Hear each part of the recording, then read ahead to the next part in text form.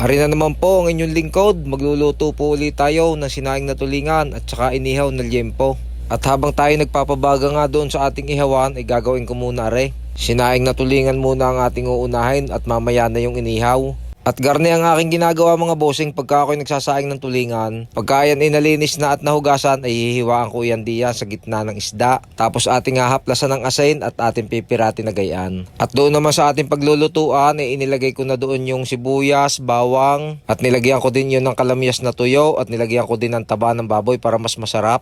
Ari nga pala sa pressure cooker uli natin lulutuin at para mabilis lumambot yung tinik at saka mabilis maluto. Mga mahigit 1 oras lang natin aring isasalang o kaya 1 oras lang at ayos na are, luto na are. At ari na mga bossing, pagka yan inaplasan ko ng asin at saka napirat ko, ibabalutin na natin yan ng dahon ng saging diyan sa may parting ulo ng isda. At kung kayo ay nagtatanong kung bakit pa binabalot ng dahon ng saging yan, ay para hindi matanggal yung ulo pagka niluluto at saka pagka sinandok ay hindi rin matatanggal yung ulo. Ganyan lang mga bossing pagka ako'y nagsasaing ng tulingan. At minsan naman pagka ako'y nagluluto na sinaing na tulingan at kakaunti ay hindi ko na rin nilalagyan ng dahon ng saging. Lalo na pagka pampamilya laang, pangkain laang.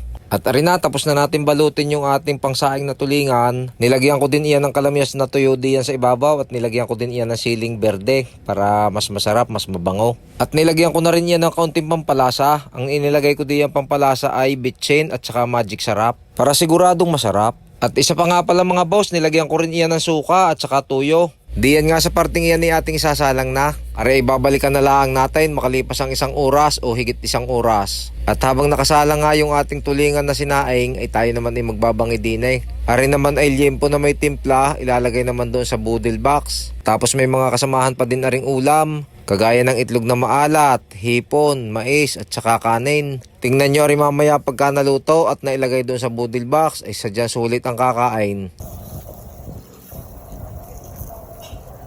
At arin na ang ating inihaw na liempo. Ari ang mga kasamahan, mais, hipon, itlog na maalat, kamatis at mayroon din nga pala yung talong na pinirito. Pagkatapos nga natin doon sa liempo ay ating binalikan na rin ating nilulutong sinaing na tulingan. At dahil nga lumipas na yung mahigit 1 oras ay luto na are.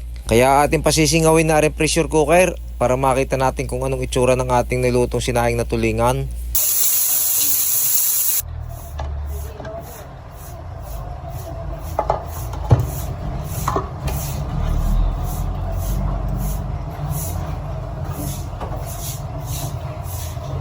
At arin na nga mga bossing, kaganda ng pagkakaluto. Aray pihong malambot na pati tinik. Pagkakabango din nga, nakakagutom ang amoy. Kung gusto nyong magluto ng ganitong sinaing na tulingan, ay pwede nyo ring gayahin. Dini nga isasandukin na ring isa-isa at gawa ng maraming nag-order. Tapos ilalagay sa canister at lalagyan ng in-slice na kamatis. Kasarap na rin.